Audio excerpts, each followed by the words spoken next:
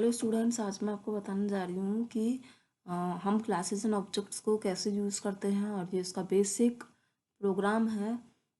इसको हम रन भी करके देखेंगे और इस प्रोग्राम में जो भी हमने वेरिएबल्स डिफाइन करे हैं, जो भी वर्ड्स लिखे हैं, जो भी एक एक लाइन लिखी है, मैं उसे कम्प्लीटली समझाऊंगी और जिससे आपको बहुत क्लियर हो जाएगा कि क्लासेस एंड ऑब्जेक्ट्स क्या होते हैं और हम क्यों बनाते हैं जावा के अंदर क्लासेस एंड ऑब्जेक्ट्स को।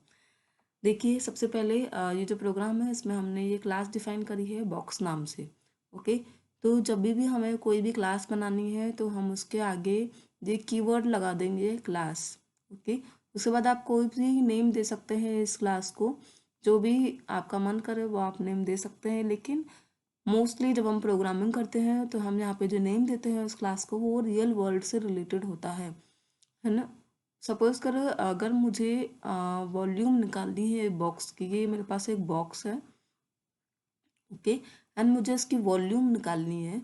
तो मैथ्स में तो ये बहुत सिंपल होता है कि हमने वॉल्यूम लिखा, breadth is two, depth is two, height लिखी, जहाँ हम लेंथ ब्रेथ हाइट लिखते हैं और हमारे पास वॉल्यूम का फॉर्मूला आ जाता है। ओके, लेकिन अगर हमें ऐप बनानी है या कोई प्रोग्राम बनाना है तो हमको ये डिफाइन करना पड़ेगा कि ये क्या है। इसके ये 3 वेरिएबल्स डिफाइन करने पड़ेंगे, उसको कैलकुलेट करना पड़ेगा एंड स्क्रीन पे प्रिंट आउट हमें शो कराना पड़ेगा। ये सारे काम हमको करने पड़ेंगे। तो रियल वर्ल्ड में अगर हमको प्रोग्राम को बताना है कि हम बॉक्स के लिए क्लास बना रहे हैं तो हमको यहाँ पे क्लास के आगे क्या लिखना पड़ेगा, बॉक्स। ओके, अब यहाँ पे जो मैंने बॉक्स के लिए क्लास बनाई है उसके अंदर मैं ये 3 वेरिएबल्स बनाऊंगी। लेंथ, एक होगा length, second breadth and third height. Okay, ये मैंने 3 वेरिएबल बनाया है, ब्रेथ हाइट एंड डेप्थ, और ये डबल टाइप के हैं। ओके, आपने टाइप्स पढ़े होंगे। टाइप्स जो होते हैं वो हर लैंग्वेज में ये इस तरीके के होते हैं: integer, float, double, character and string. Okay, ये सारे क्या होते हैं, ये डेटा टाइप्स होते हैं। ओके, एंड ये हम किसी भी वेरिएबल के आगे डिफाइन कर सकते हैं।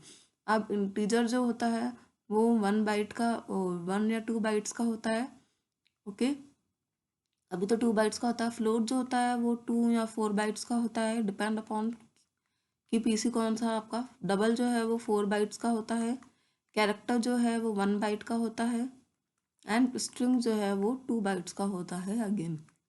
ओके, अब आपको ये पता होना चाहिए कि जो कैरेक्टर और स्ट्रिंग है वो मोस्टली हम वर्ड्स के लिए यूज़ करते हैं, वर्ड्स एंड कैरेक्टर्स के लिए यूज़ करते हैं। कैरेक्टर जो होता है वो सिर्फ कैरेक्टर्स के लिए यूज़ होता है एंड स्ट्रिंग जो होता है वो वर्ड्स के लिए, सेंटेंस के लिए यूज़ किया जाता है। इंटीजर, फ्लोट और डबल जो है वो हम मोस्टली नंबर्स के लिए यूज़ करते हैं।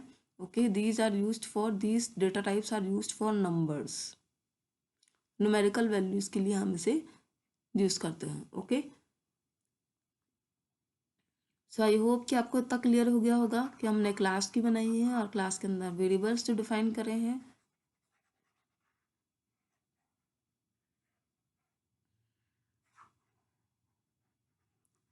उसके बाद मैं आपको बताती हूँ कि हमने यहाँ पे एक नेक्स्ट क्लास, ये पहली क्लास थी। ओके, ये सेकंड क्लास है। ओके, अभी जो क्लास बनाई है ये क्या बनाई है, बॉक्स डेमो नाम से। और सबसे बड़ी बात, हमने इसमें मेन मेथड को डिफाइन किया है। ओके, तो ये तो क्या कहलाती है, जनरल क्लास। जनरल क्लास आप कितनी भी बना सकते हैं लेकिन उसमें मेन मेथड कभी भी नहीं होता। इन जनरल क्लासेस में मेन मेथड नहीं होता है। ओके, आप जो भी प्रोग्राम बनाएंगे उसमें से कोई एक क्लास होगी जहाँ पे मेन मेथड होगा और वहीं से ही आप चाहते होंगे कि प्रोग्राम यहीं से स्टार्ट हो। ओके, तो आप जिस भी क्लास में मेन मेथड को डिफाइन करेंगे मीन्स प्रोग्राम सबसे पहले कुछ भी लिखा हुआ हो, यहाँ पे कितनी कोडिंग की ना करी हुई हो, वो इन सबको नहीं पढ़ेगा। सबसे पहले वो इसके पास आएगा। पूरा प्रोग्राम स्टार्ट होने से पहले ही, पूरा प्रोग्राम जब भी स्टार्ट होगा तो वो सबसे पहले यहाँ से स्टार्ट होगा। ओके, तो ये चीज़ आपको क्लियर होनी चाहिए कि प्रोग्राम सबसे पहले कहाँ से स्टार्ट होता है। ओके,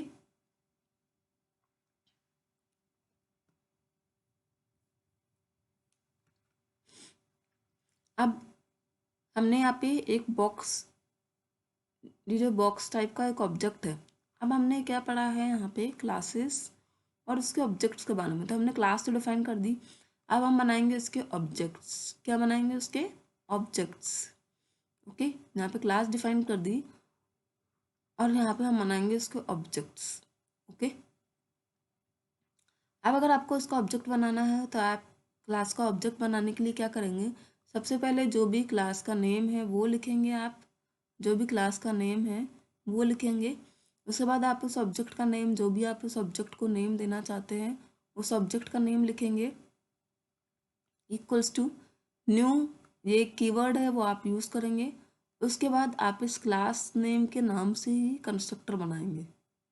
जो भी क्लास का नेम है वो लिख के आप ऐसे मेथड टाइप का बना देंगे। ओके, तो आपको क्या करना है? यहाँ पे क्लास का नेम लिखना है जो कि एज इट इज़ है। इस क्लास का ऑब्जेक्ट बनाना है तो यहाँ पे मैं लिख दूँगी बॉक्स। ओके, ऑब्जेक्ट का नेम आप कुछ भी दे सकते हैं। मैंने यहाँ पे दिया है ऑब्जेक्ट का नेम माई बॉक्स नाम से, तो आप माई बॉक्स दे सकते हैं। आप अगर देना चाहें B1 B2 B3 कुछ भी दे सकते हैं। Okay, equals to new. New क्या करेगा? इसको मेमोरी अलोकेट करेगा। न्यू जो है आपसे बहुत ज़्यादा इंटरव्यू में पूछा जाता है कि हम न्यू क्यों यूज़ करेंगे, तो न्यू यूज़ किया जाता है फॉर मेमोरी अलोकेशन, ताकि इस ऑब्जेक्ट को मेमोरी अलोकेट हो जाए, यानी कि इसको स्टोरेज मिल जाए और ये काम कर सके। इसलिए मेमोरी अलोकेशन के लिए हम न्यू को यूज़ करते हैं। ओके, उसके बाद हम यहाँ पे वापस से लिखेंगे उस क्लास का नेम। क्लास का नेम क्या है? बॉक्स। ओके, कंस्ट्रक्टर बना देंगे। एक्चुअली जो भी क्लास का नेम होता है अगर हम उसे इसी फॉर्म में लिखते हैं तो हम ये बोलते हैं कि न्यू के आगे हमने उस क्लास का कंस्ट्रक्टर कॉल किया है। कंस्ट्रक्टर। ओके, अगर आपने क्लास में कोई भी कंस्ट्रक्टर कॉल नहीं किया है तो ये बाय डिफ़ॉल्ट कंस्ट्रक्टर को कॉल करता है उस क्लास की। ओके, और अगर बनाया है कोई बॉक्स नाम से कंस्ट्रक्टर तो ये उसी को ही कॉल करेगा। ओके, तो इस तरीके से होता है। तो हमने माई बॉक्स नाम से एक ऑब्जेक्ट बना दिया।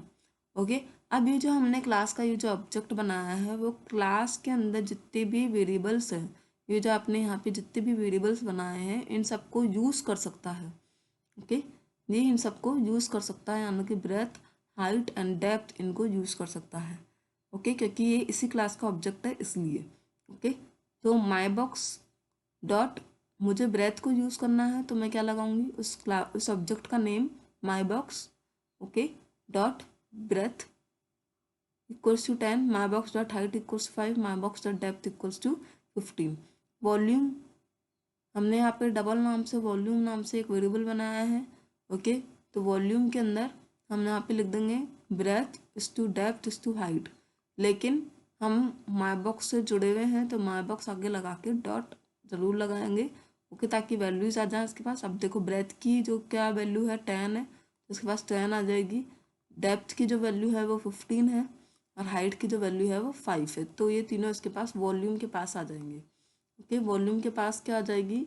10:15:5 की जो भी वैल्यू होगी वो इसके पास आ जाएगी। ओके, अब क्या है, हमने एक मेथड डिफाइन करा है system dot out dot print. ये मेथड क्या करता है? ये स्क्रीन, जो भी आपको स्क्रीन पे आना है कि जो भी आपको आउटपुट पे लेके आना है वो यहाँ पे आप लिख सकते हैं। ओके, अब आपने इस फंक्शन के अंदर जो भी आपने डबल क्वोट्स के अंदर लिखा है वो तो एज इट इज़ यहाँ पे शो हो जाएगा इस स्क्रीन के ऊपर, और जो आपने वेरिएबल का लिखा है, अगर आपको वेरिएबल का शो करना है तो आपको प्लस का साइन लगा के उस वेरिएबल का नेम लिखना पड़ेगा। ओके, तो आपको क्या करना है? प्लस का साइन लगाना है और उस वेरिएबल का नेम डिक्लेयर करना है। ओके, जैसे सपोज करो मुझे यहाँ पे प्रिंट करना है वॉल्यूम ऑफ बॉक्स एज, मैं चाहती हूँ स्क्रीन पे शो हो जाए जो भी इसकी वैल्यू है, जैसे कि सपोज करो 1015 तो वो यहाँ आ जाए। तो अगर मुझे ये जो मैसेज है, ये जो मुझे यूज़र को शो करना है प्रोग्राम को रन करने के बाद, तो इसके लिए मैं क्या करूँगी? वॉल्यूम ऑफ बॉक्सेस को तो मैं एज इट इज़ स्ट्रिंग में लिख दूँगी। ओके, इस नंबर को लाने के लिए मैं क्या करूँगी? प्लस का साइन लगाऊंगी। प्लस मीन्स ताकि ये जो नंबर है वो भी इस स्ट्रिंग के साथ ऐड हो जाए, तो प्लस का साइन। ओके, अब मुझे पता है ये जो वैल्यू है वो कहाँ पर स्टोर है। ये वैल्यू स्टोर है इस वेरिएबल के अंदर, वॉल्यूम वेरिएबल के अंदर। तो मैं क्या करूँगी? यहाँ पे लिख दूँगी प्लस VOL। ओके,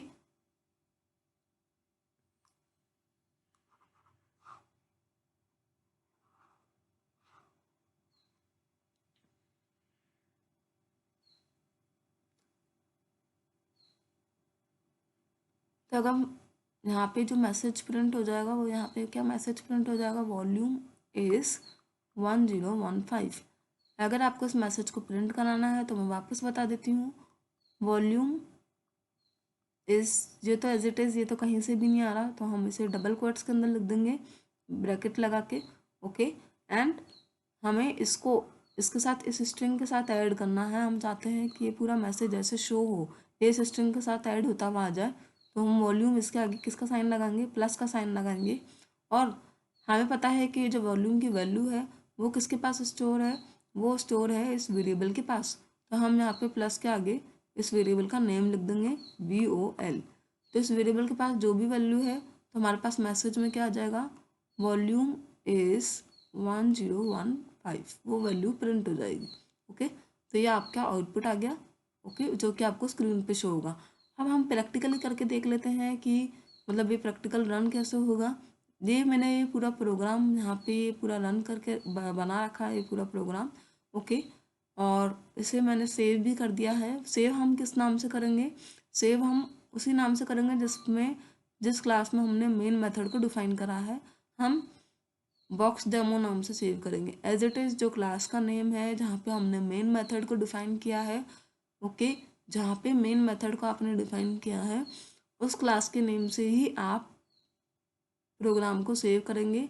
यानी कि आप प्रोग्राम को सेव करेंगे बॉक्स डेमो डॉट जावा के नाम से, ओके।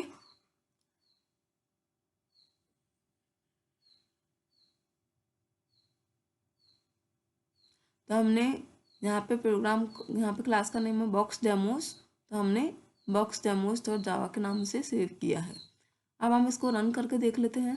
अगर आपको कोई भी प्रोग्राम रन करना है तो पहले हमें इसे कंपाइल करना पड़ता है, तो कंपाइल कर लेते हैं Java C box demos dot Java, okay. आप देख सकते हैं कि इसमें एरर आ रहा है, ओके, यानी कि इसने प्रोग्राम को रीड कर लिया है। मैंने एरर जानबूझ के दिया था ताकि हमें पता पड़ सके कि प्रोग्राम को रीड कर रहा है कि नहीं, ओके। आप एरर को हटा करके आप इसे करेक्ट कर सकते हैं। देख लिए, कंपाइल करने के बाद अगर आपके पास दूसरा मैसेज आ रहा है कोई भी, इसका मतलब ये है कि आपके प्रोग्राम में कोई भी एरर नहीं है, ओके।